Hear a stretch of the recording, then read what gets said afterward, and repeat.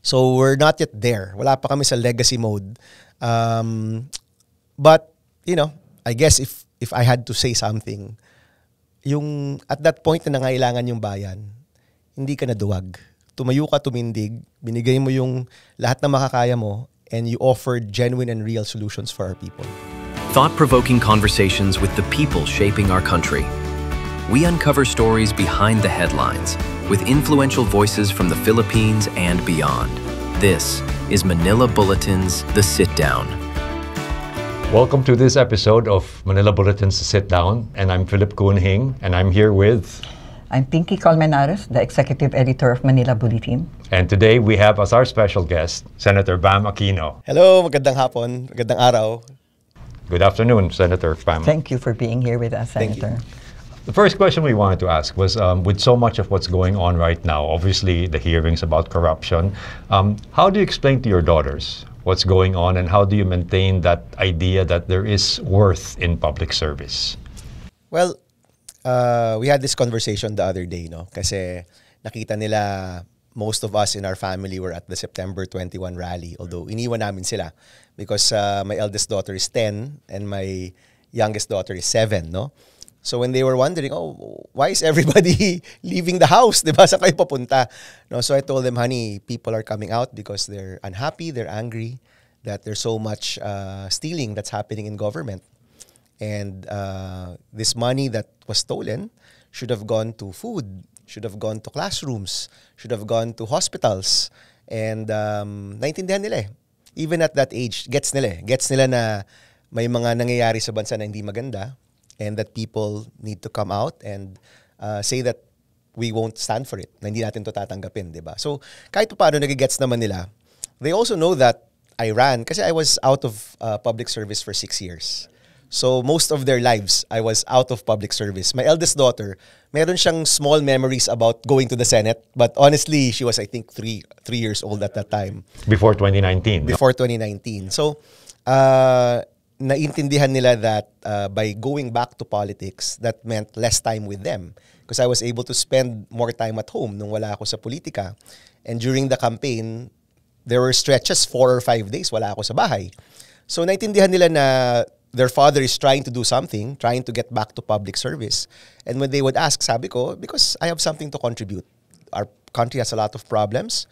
Marami mga problema. At yung tatay nila, sa tingin ko, may magagawa pa, may maitutulong pa. And I think they understand that. So, I hope that they still look at public service in a good light. They still look at government in a good light. Maybe because they're so young, I'm hoping that hope is there in their hearts, no? To look at government and say, maybe right now, marami mga masasamang nangyayari, but it doesn't mean it will have to be that way forever. And in fact, what we feel now can be a crossroads for our country. I'm glad that your daughters see it that way, but they're very young. I said 10 and 7? Opo. How about the ones who are now always on social media, the 15 to 25 years old?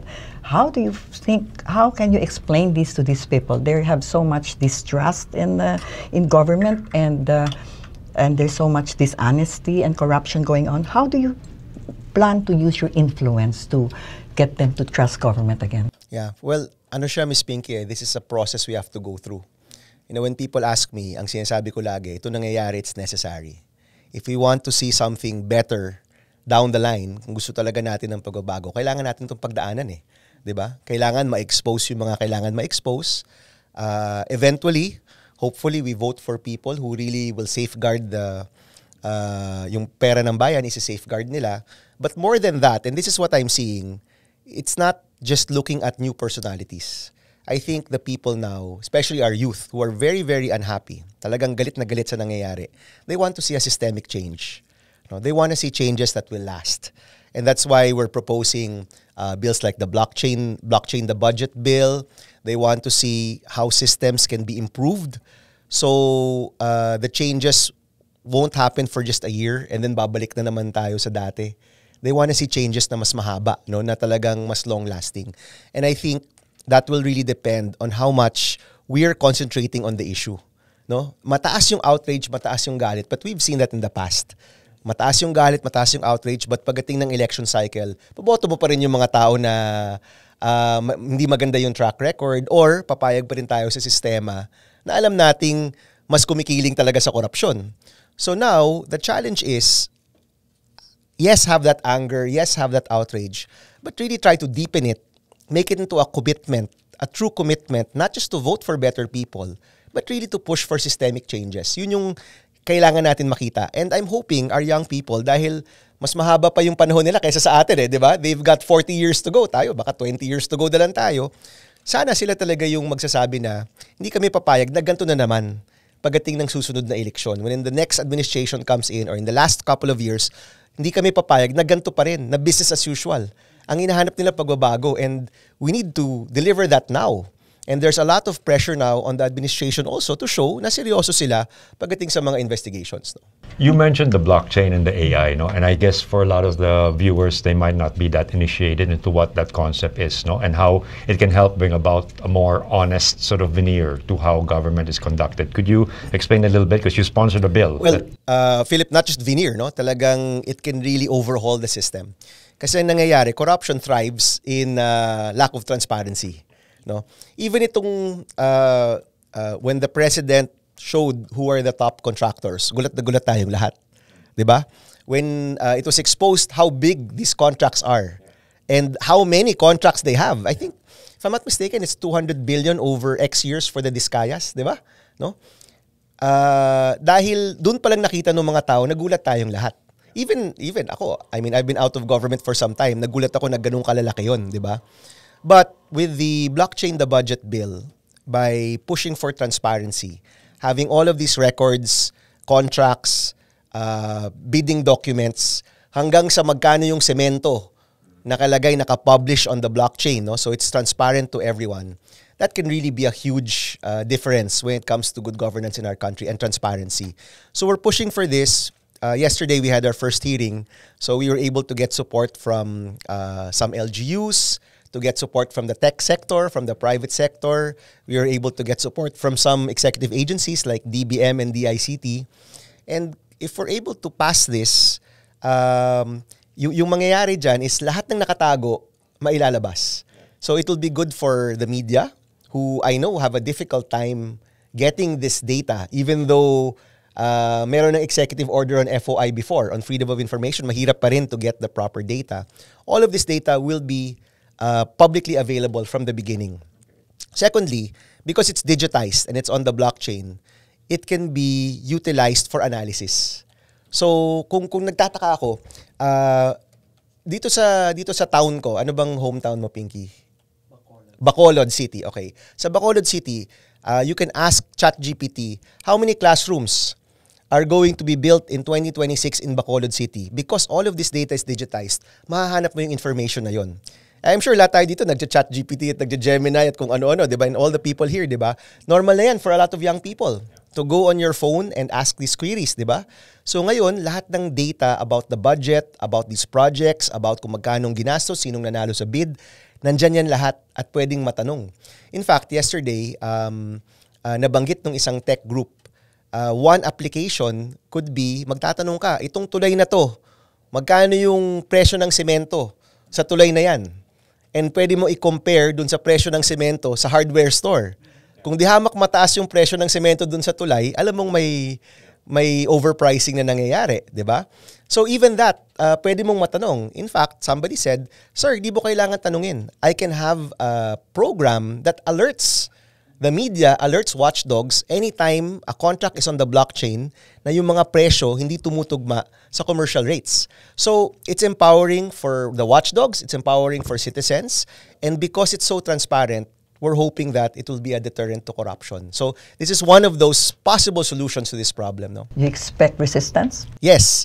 Pero at least alam natin kung sino. Kasi ano po ito no? When I had the idea to do this a few years ago when I had my fellowship in the US. And yung mga kinonsult ko po doon na mga engineers at mga computer scientists, sabi nila, "Senator, it's very doable but no one's crazy enough to do this." Because you're exposing everything. But doable in the sense of the technology. The technology, it's very doable. How about what happens here in the Philippines where a lot of the records haven't even been digitized? Yes. Well, that's the start, no? We have to get all these records and contracts online, di ba? So somebody, in fact, sabi nga kahapon, that's the most difficult part.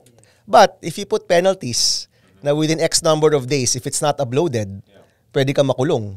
Di ba? Pwede kang masisante, pwede kang ma-administrative fine. If you put penalties to it, then people will follow. But more than anything else, I never thought it could get past, by the way. I thought, sabi ko, ito mapapasalan to, maybe in the next administration. That was really what I kept on telling my staff na, I have a good idea, but I'm gonna keep it in my pocket until the next administration. But from what I'm seeing now, with the outrage of people, naghahanap rin ng solusyon yung mga tao. Yeah, there's a clamor. So, maybe the momentum to really try to get to the bottom of these scandals and to try to find a real solution, maybe that momentum can be a unifying factor in getting this bill passed. Yesterday, si Secretary Aguda of DICT said he will propose to certify the bill as urgent. Yeah, as in to that point na, so afterwards, I was telling my policy staff, baka may chance to Baka may chance tayo we dito. Were praying for. We would be praying for. Yeah, because I remember also just a couple of months ago, you were already questioning the Department of Education in terms of the cost of classrooms, no? Yes. That the DPWH was mandated to create, it was like 2.5 per classroom, whereas private sector could create the same classroom for 1 million. It was at 3.7 million per classroom for DPWH. 3.7? Wow. Yes. How much is a Patek Philippot? I don't know. So, 3.7 per classroom? yes. 3.7 million per classroom for DPWH. And it's interesting na, Philip. So, the last time tayo nag-usap, na-uncover namin to. And then during the Blue Ribbon hearing, kausap ko si Hernandez ng Bulacan District Engineering Office. And sabi ko, Bryce, paano ba ginagawa itong mga korupsyon na to? Sir, yung materials, yung cost ng materials, tinataas namin. Tapos yung per unit, tinataas rin namin. So, kunyari, you only need 100 pieces of, bakal, 100 pieces, gagawin lang 200 pieces. Tapos yung presyo, kunyari, semento, 190, gagawin mong 270. So, in that whole program of work, nai-embed nila yung mga paraan paano i-overprice yung mga bagay-bagay. So, then it made sense. Okay. So, kung ganun, pati yung design kailangan nating busisiin. Because up to that point, we were just following the designs that were given to us. And we were wondering, bakit ang taas nito? Bakit ang baba nito? Diba? So now, to push for the Classroom Building Acceleration Program, we've asked volunteers from the architects, from the structural engineers, from different civil society groups to help us come up with a proper design. Na tamang presyo at tamang number of units to actually make the classrooms. And once we find out that number, alam na rin namin kung magkano talaga yung tamang presyo para sa mga classrooms natin. And I'm guessing it will be less than 3.7 million. We don't have that standard yet. Meron po, but the standard that we're using, lumalabas kasi overpriced siya. It's overdesigned and overpriced. At least yun yung binanggit nila in the Blue Ribbon hearing. So, of course, they weren't referring to classrooms at that time. But just applying that logic, we still need to overhaul the designs again. We need to make sure yung mga design at yung program of work tumutugma talaga at tama. Nasa tamang presyo at tamang dami. Because pag dinamihan mo yan at tinasan mo yung presyo, lumulobo yung overall cost niya, di ba? And that's what we see. Yan yung nakikita nating presyo na pinupondohan ng gobyerno. And plus, Secretary Angara was saying even the delivery of classrooms were substandard, sometimes not even per specs that were agreed upon. No? So, again, coming from the Blue Ribbon hearing, lumalabas na dahil maraming binibigyan ng lagay, at the end, the project cost, what's left for the project is not enough to have a good project. So, it's an overhaul. We need to overhaul not just flood control, but lahat po ng infrastructure sa ating budget, kailangan siyang matingnan. Yeah, because you can imagine that if that's happening with flood control, where it's easy to make tago, then also, di ba, with classrooms, with public health centers. Well, here's the thing, I think ang nangyari rin. So, the other question kasi is, paano lumobo yung classroom gap natin? It's now at 166,000. Every year, classrooms are decommissioned because they're at a certain time of, I think it's 25 years or 50 years ba, we'll check that, no? Hindi na siya pwedeng gamitin. So every year, meron ka rin classrooms na dinidecommission. meron ka rin kulang, dumadami yung population. So every year, you're running after a target that's growing. And at the end of the Pinoy administration, this gap was closed significantly. But for the past 9 years, lumaki na naman siya. Diba? And I kept on wondering, bakit siya lumalaki? And lumalabas kasi na yung classrooms, maliit yung kita dyan. Quote-unquote. So hindi siya priority. Diba? Ang napaprioritize yung mga proyekto na malalaki yung kita. So because hindi siya priority, hindi siya ginagawa. Habang hindi siya ginagawa mga ibang project na mas malaking kita ng mga contractor at yung mga kasabwat nila, this important infrastructure is not being done. So I'm just putting 2 and 2 together. Baka lumaki tong gap na to dahil hindi siya naging priority. And now, what I want to do with the Classroom Acceleration Program is to have this budget, hopefully a significant part of the flood control budget can go to classroom building, and distribute this to LGUs and NGOs with track record in classroom building and have them build all at the same time. Ang nangyari rin kasi, Philip, in 2018, ginawang rule na kailangan DPWH lang ang gagawa ng classroom sa Pilipinas. So we're taking that away from them and distributing it to more groups that can build at the same time. But question lang, I also wanted to bring it up because it's bugged me as well. No, for the flood control projects in themselves, the tech can be sound. No, it's just that it's done badly.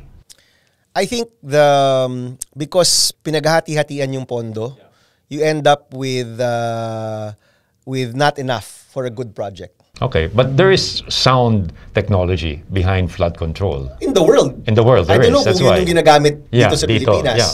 Because, I mean, you also see the flooding being a perennial issue here in the Philippines, diba? And so you would have thought the flood control project should have been a logical thing also to spend on, no? You know, yesterday, we had one of the resource persons from the People's Budget Coalition.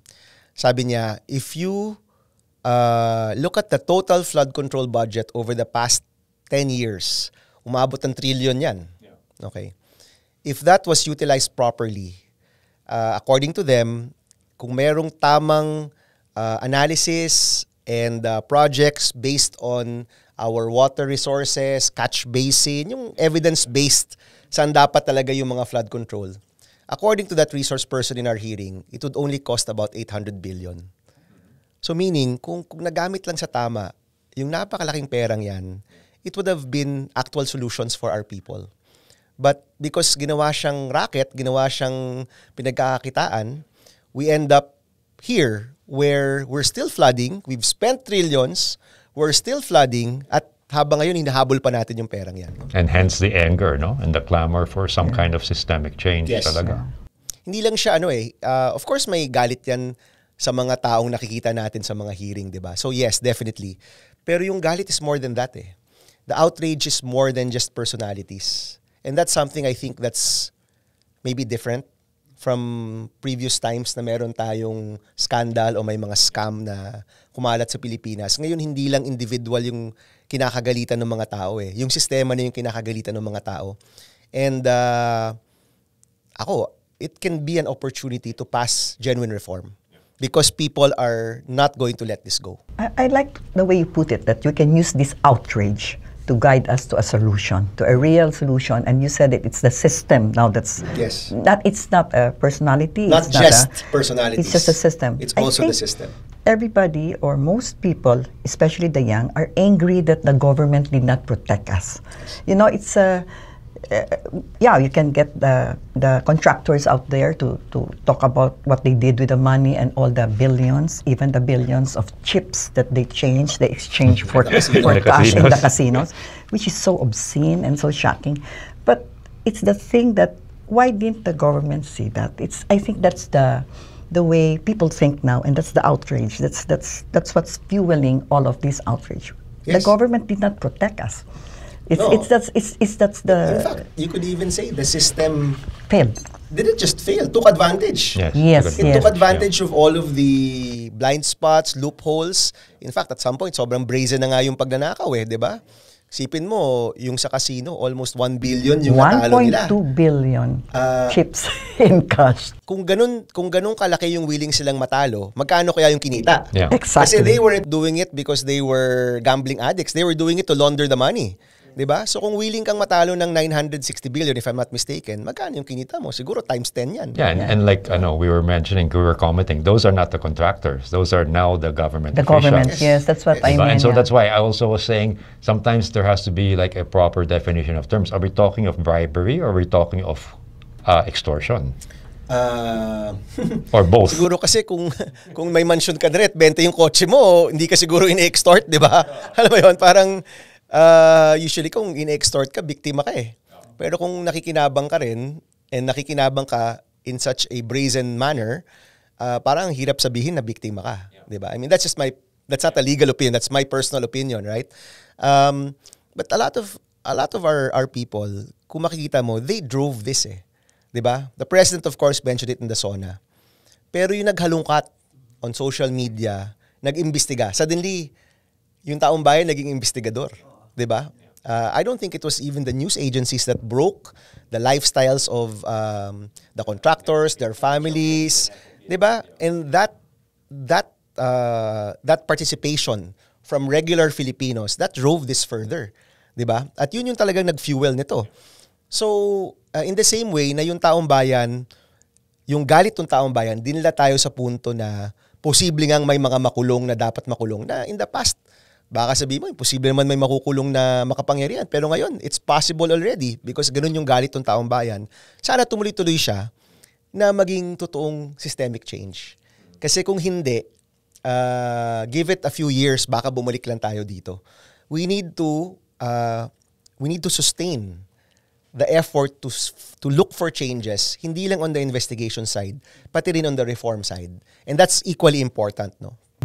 Yeah. From a government standpoint, I mean, beyond the blockchain AI that you were mentioning, what would you feel would be the other safeguards that have to be instituted? Yes, maraming napag-usapan yesterday. A lot of them are leaning towards technology.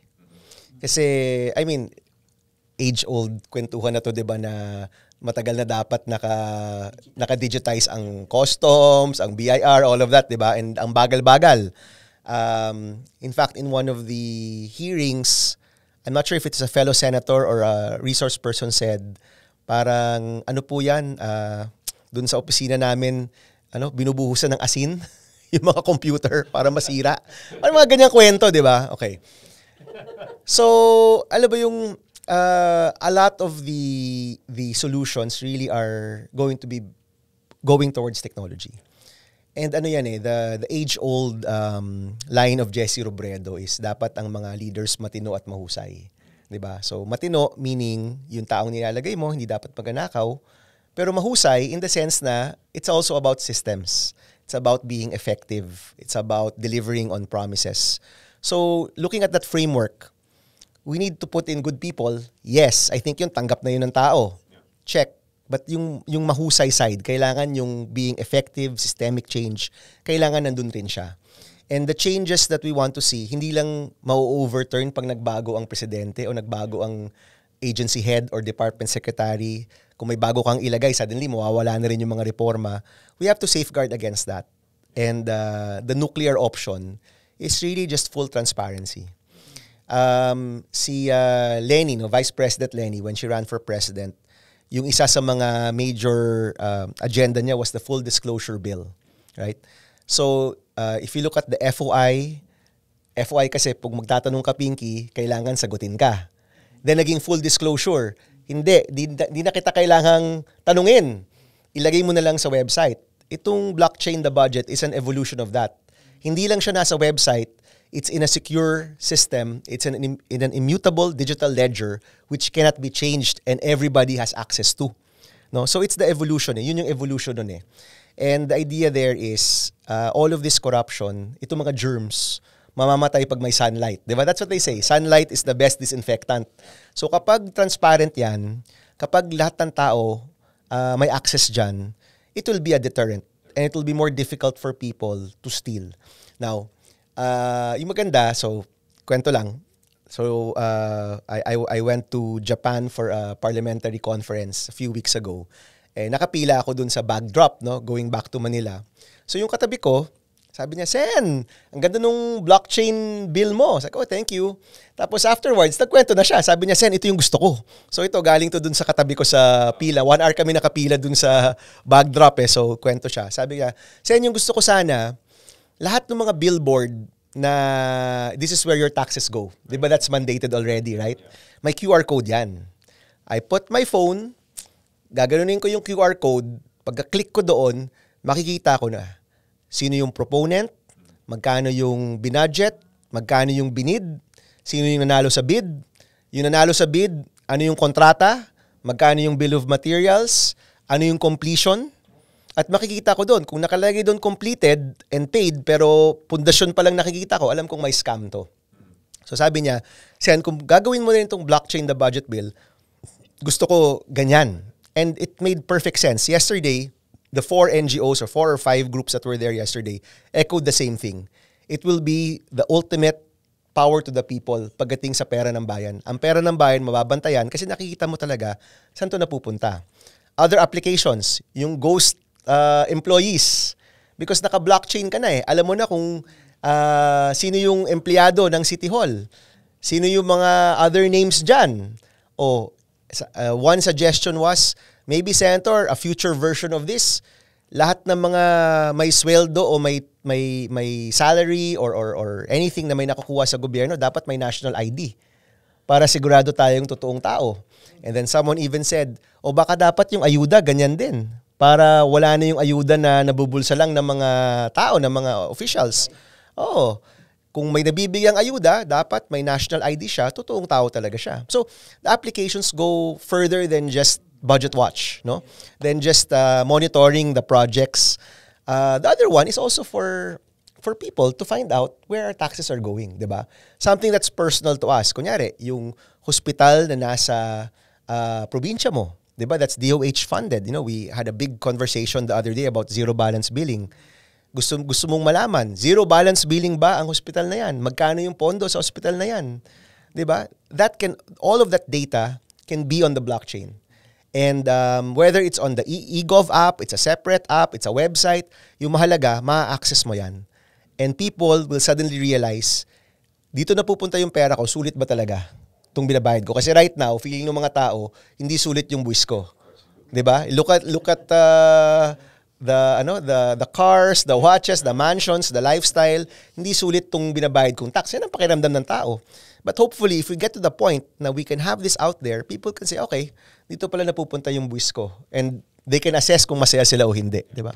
Senator, education also is a cornerstone of your political career. No, you're the principal sponsor and author of the Universal Access to Quality Tertiary Education Act. No, now in its 8th year, when you look back at the law, how do you feel it's been applied, and do you feel it's been, as you envisioned? Yes, well, it's been applied quite well. No, I mean, for the past 7 years, our state universities and local universities, libre na po yung kolehiyo dyan. But of course, with any major reform, you can do better or you can improve. So one place where we need to improve is really yung provision of scholarships. And in fact, that's what we're discussing now. Because through the years, yung scholarships that are given to students in poor students in private universities or pangdagdag dun sa mga estudyante sa mga SUC, pababa yung allocation eh. It's been going down for the past 2 years.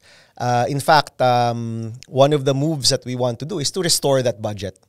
The other one is to help our SUCs expand because they're only able to accept maybe about half the applicants to their schools because of their limitations rin, no? So maraming gustong makapasok, but because of capacity issues, they are only able to accept maybe half. So we can fund it more. Marami na pong natulungan. Of course, millions over the past 7 years have benefited from the law. Pero ano yan eh, ako kasi ang budget is priority.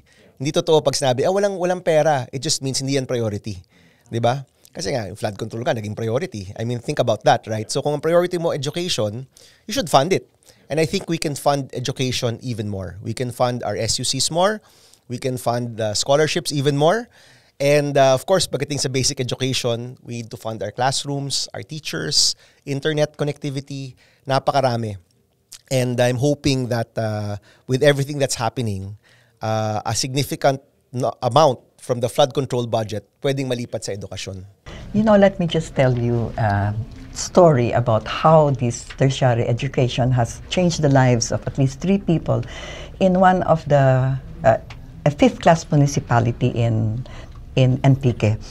I'm a hiker. I hike the mountains often, and I had 3 guides who, during the time we were going up to see the waterfalls, told me a story of how it changed their lives. They said they would never have been able to go to school if not for that free education. One is a son of a construction worker who only gets a job once in a while because it's a 5th class municipality. The other 2 are sons of fishermen.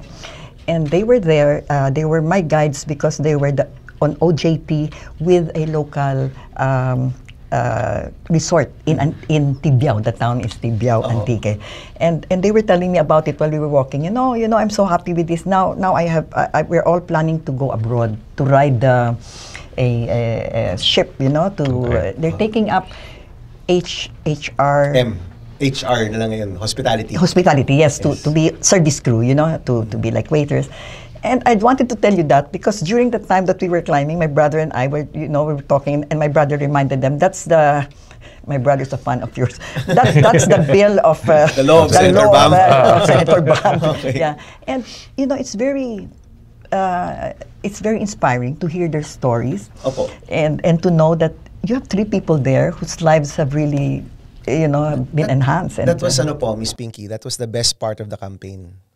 Of course, I was out of politics for a long time. 6 years is a lifetime in politics, diba? So when I ran again, we wanted to highlight performance. And that, of course, is my best law as principal sponsor of the law.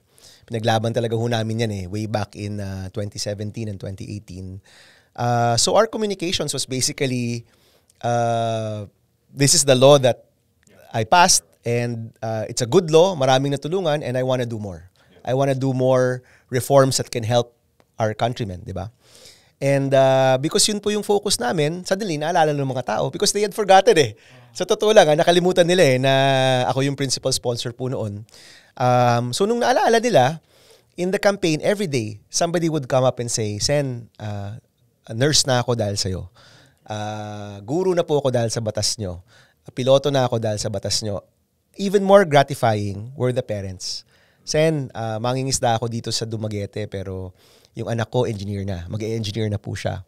And honestly, I won because of these students. I won because of the graduates. I won because of their parents. Sila po yung nagdala ng campaign I'll be honest with you. I mean, Philip and I spoke about this before. I thought I would make it, pero siguro number 10, number 11, swerte na. But the fact that we hit, I think, almost 21 million votes, yeah, that's because of a lot of these young Filipinos that saw that their lives were improved because of this law. But from a personal standpoint, what does that say about all those pre-election surveys and all those soothsayers who were alam mo. You're putting in number 10. Kung ako, feeling ko number 10, feeling lang number 15, di ba? So, it's a trend in the world that traditional survey companies aren't getting it right. No, even sa America, in the 2024 campaign of Kamala Harris and Donald Trump, they didn't get it right either. So, marami sa mga companies na to, hindi sila nag-evolve. And I think people have evolved. No? So, for example, yung isang binanggit na reason, kasi nung sa day na pupunta sila, wala naman dun yung mga kabataan. Diba? Yung mga kabataan nasa school, nasa work. But doesn't make any sense. That's not a good excuse. The other one is it takes the traditional survey companies a week to do their surveys. And things happen so fast in our country na yung Monday na tinanong mo at yung Saturday, iba na yung mundo. Nag-iba na yung mundo, di ba? So, hindi na siya valid. So, some of the surveys that got it right were the ones na online or by telephone, and they were a snapshot. Like, they were done within the same day. And they provided a better read. Yung mga traditional survey companies that took a week to 2 weeks, and then face-to-face, sila yung nagkamali.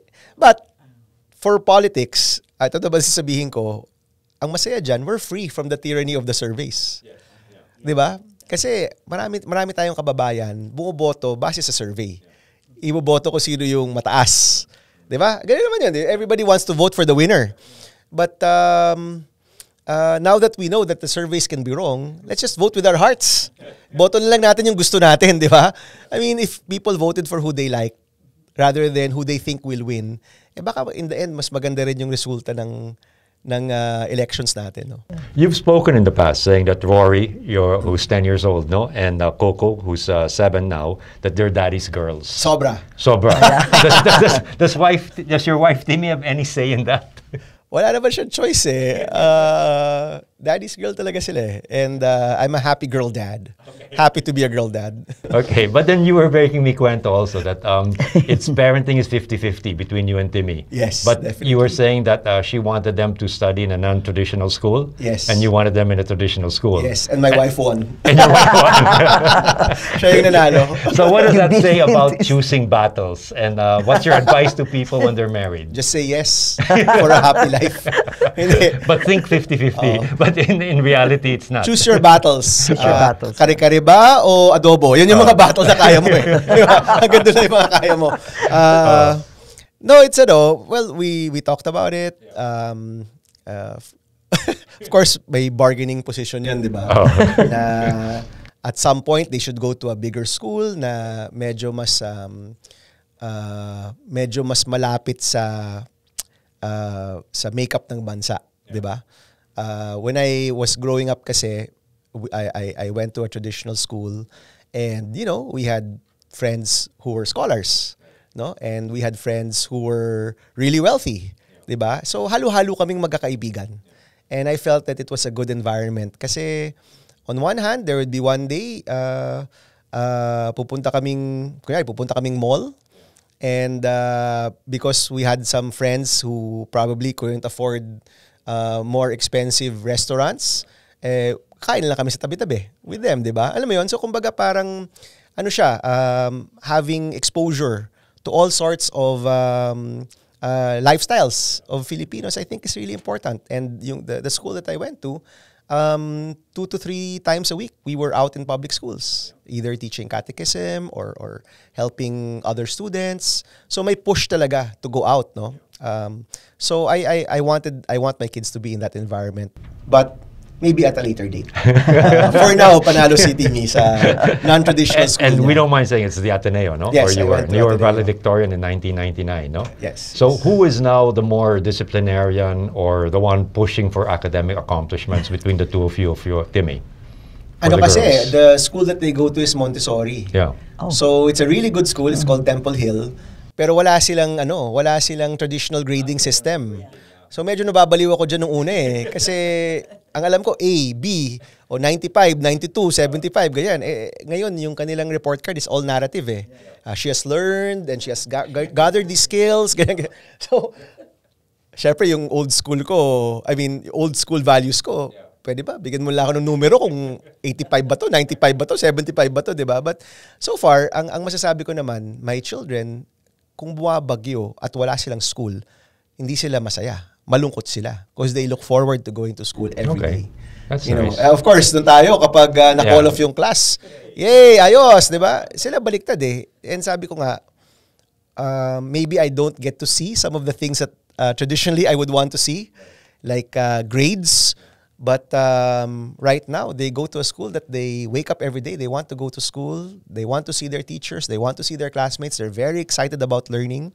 Kaya wala rin ako masabi. So in that sense, saludo tayo kay Timmy.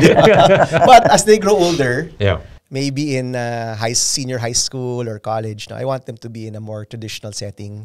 UP or Ateneo? Kung anong gusto nila. Pero mas traditional na setting na mas may exposure. Kasi but she didn't mention LaSalle, right? Timmy's LaSalle, right? LaSalle. Timmy's LaSalle. She's Yeah. Just a more traditional, setup where they can get to see more of the country. Yeah. But right now, they do spend a lot of time with you playing e-games, right? Or no? No, not naman e-games. Video games. Video games. So yes. like RPGs and stuff or what? Yeah. So si Coco yun yung aming bonding. We play together. And then si Rory naman is a Minecraft yung kanyang focus. In fact, she has competed in Minecraft competitions already. Yeah, so she's good at that. Si Coco, mahilig rin yan like me, mahilig sa mga kwento, mahilig sa, may the traditional knights, princess, wizards, and ganyan. So she likes that. So that's our bonding. And how do you apportion like hours spent getting? Because that can get very, you can get into it and then you're like there for hours. Hindi naman. Ano lang, just pag may time, we just turn on the PC and play together. It doesn't take naman a lot of our time. May sleeping time rin naman sila. So by 9 o'clock, they should be close to bedtime na rin sila. Can we talk a little bit about your social enterprise, MicroVentures? That's still ongoing? Yes. Okay. So the Happy Noy program is still ongoing, but I left in 2013. Yeah, so it's been some time, but the one who runs it is one of my best friends, so I'm up to date with the social enterprises that I left. So both Happy Noy and Rags to Riches. I was co-founder of that many years ago. And marami sa mga bills on the first term ko came from my experience in social enterprise. So we passed the Microfinance NGO bill, we passed the Go Negosyo Act, we passed a bill that would allow for Filipinos to use alternative forms of collateral. So marami dyan, even the free college law, marami dyan came from my experiences working with the nanays and tatays in these social enterprises.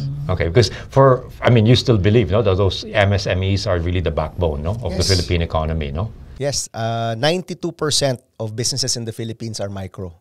99% are micro, small, and medium. So si small and medium is 7%, micro is 92%, and 60% of all of our jobs come from this sector. So kailangan siyang matulungan talaga, no? Kung di mo tutulungan yung pinakamaliliit, babagsak talaga ekonomiya natin. And a lot of our laws when I first entered are basically supporting the more established companies. Yes. So in that first term, we wanted to push for laws that would help our micro and small enterprises. No? I think the entrepreneurship, your push for entrepreneurship was very significant because so many Filipinos, they like white, what do you call that? White collar jobs. You just, but right now there is this shift to entrepreneurship. When you push that years and years ago, has it been really very significant, the improvement of or the interest of the young towards entrepreneurship? It's changed, no? It's changed through the years. Syempre, yung first time ko po kasi in elected office was 2013, but the first time I was in government was 2001, no, sa National Youth Commission. Yeah. So I saw a lot of these changes, no? Way back when, young people, they were looking for a steady paycheck. Yeah. Now they're looking for more rackets, no? So kung noon, one job, 15-30, may sweldo ako, yun yung hinahanap ng maraming kabataan as they got out of college. Ngayon, at least from the people I've spoken to, ang hinahanap nila, I have 4 different gigs or 4 different rackets na pwede kong pagkakitaan. If one falls off, mayroon akong isa na bago, di ba? Working from home is so important now because of mobility. So, noon, di naman ganun ka-traffic ang Pilipinas. Ngayon, so sobrang traffic, baha. Being able to work from home or work from anywhere has become a really important factor in your decision where you're going to work, 'di ba? So marami pong changes over the decades. Ang mahalaga is merong boses, no? Itong malaking sektor na to, may boses po sila pagdating sa Senate and sa policy making kasi there are really times when the smaller ones yung hindi nabibigyan ng boses. Yung mga malalaki, ano po yan medyo yung share of voice nila malaki talaga eh. So somebody has to stand up for the micro enterprise, for the small enterprise. I'll give you an example. Itong trust mark issue ng DTI. No? This is an ongoing issue. I don't think masama ang intention ng DTI, but they're going to require all online sellers to pay 1,000 pesos a year to get the trust mark. Okay? 1 million, more than 1 million online sellers po yan, giving them a fee of 1,000 pesos per year is not small. Malaki yan. And how to administer that? Paano mo kukunin yung Kasi bagong registration na naman yan, bagong proseso na naman yan, bagong bayad na naman yan for our MSMEs. So, we've been preparing a speech about that, and hopefully, nanawagan na rin kami sa DTI na to reconsider this new requirement, new bureaucracy, no, for our MSMEs. Maybe what they can do, pag nag-register every year, isama na doon, libre, di ba? Yun yung hinahanap natin. But again, kung walang tatayo at magsasabi, teka lang baka maganda intensyon nyo, pero in the end, the implementation and the cost might be cumbersome for our MSME. Somebody has to stand up for them. One of the questions you always ask towards the end, the tail end of these sit-downs, is if you had to conduct your own sit-down, who would you like to have as your guest? Okay. I would, anybody in history? Okay, siguro recent history na lang. I'd like to talk to my uncle, si Ninoy Aquino, because I never actually got to speak to him. I was, the only time kami nagsama physically was when I was 3. I don't even have a memory. I have a picture. I don't have a memory of that. That was when he was still in jail sa Fort Bonifacio, when he was incarcerated. I never got to talk to him. So, if I had a chance, I'd like to know what he thinks about what's happening in the country, di ba? Now, if you were going to step away from politics, let's say 3 years from now, 10 years from now, how would you like to be remembered? Well, unang-una, Miss Pinky, marami ko pang plano eh. Alam mo yun? I know, wala pa ako dyan. Yeah. Make it 20 years from now. Okay, or 20 30 years from now. now, when you step away, what should you But, well, education bill, the negosyo bill, the blockchain bill? honestly, kasi I've been out for 6 years, no? So, at some point in those 6 years, naisip ko, yung free college law, okay na dyan. Quota na ako dyan. That's gonna help a lot of people. Okay na ako dyan. Hindi ko na kailangan sigurong bumalik pa, di ba? But yeah, here I am. I'm back. So, it's not just education. It's not just blockchain. Maybe, nung mga panahon na may problema yung Pilipinas, at least si Senator Aquino, no, came up with something na mahalaga. Came up with something relevant for people. May solusyon na naibigay at may nagawang mahalaga at nakaapekto sa maraming tao in a positive way. I think really for all public servants, yun lang naman talaga ang mahihingi mong legacy. Honestly, legacy, it's so hard to think about it because our issues now are day to day. Alam mo yun, araw-araw namin iniisip paano ka tutugon sa mga problema, ano yung mga pwedeng solusyon na gawin. And a lot of these challenges are really hard and difficult. So we're not yet there. Wala pa kami sa legacy mode. But, you know, I guess if I had to say something, yung at that point na nangailangan yung bayan, hindi ka naduwag. Tumayo ka, tumindig, binigay mo yung lahat na makakaya mo, and you offered genuine and real solutions for our people. I think you're on the right track. Yeah, and I'm happy like that you're giving so much time to your life to make life better for Filipinos. And I'm also happy that somebody as young as you has come in as number 2 and has this much influence on the youth today. Thank you for your time. Thank you. Thank you very much also, Senator Aquino. Thank you, Senator. So happy you could make it.